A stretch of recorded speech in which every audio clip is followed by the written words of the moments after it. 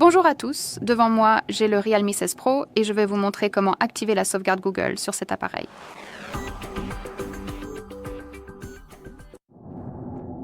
Commençons donc par ouvrir les paramètres.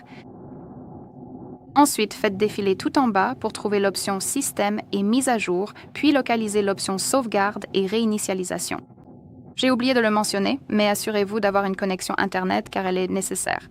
Vous pouvez utiliser le Wi-Fi ou les données mobiles, mais honnêtement, je vous recommande fortement d'utiliser le Wi-Fi afin d'éviter certains frais supplémentaires qui pourraient survenir lors de l'opération de sauvegarde.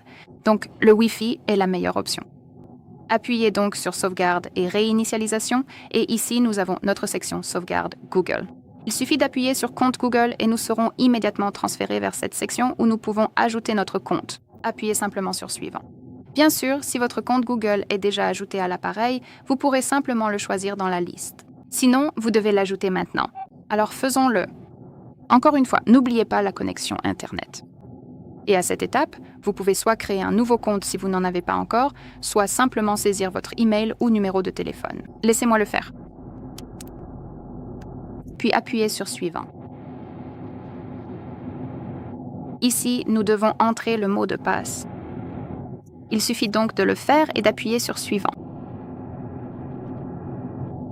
Ici, nous devons décider qui utilisera cet appareil, alors cochez simplement l'option et appuyez sur Suivant. Conditions d'utilisation et politique de confidentialité de Google. Vous pouvez appuyer dessus pour en savoir plus, puis appuyer sur J'accepte après lecture. Ici, nous pouvons décider quel type de données nous souhaitons sauvegarder, donc les photos et vidéos ou d'autres données de l'appareil. C'est à vous de choisir. Je vais cocher cette option et appuyer sur Confirmer. Maintenant, nous pouvons appuyer sur Autres données de l'appareil, Données. Et ici, nous avons quelques informations sur notre sauvegarde, en fait sur notre compte.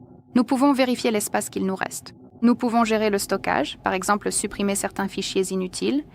En dessous, nous avons les détails de la sauvegarde, donc nous pouvons vérifier ce qui a déjà été sauvegardé et accéder aux paramètres avancés, et je recommande fortement de garder cette option désactivée afin d'éviter des frais. Maintenant, revenons en arrière, et tout ce qu'il nous reste à faire pour terminer, c'est d'appuyer sur Sauvegardeur maintenant. Et maintenant, votre appareil est en train de sauvegarder les données. Très bien, c'est tout pour aujourd'hui. Merci beaucoup d'avoir regardé. Merci d'appuyer sur le bouton s'abonner et de laisser un pouce en l'air.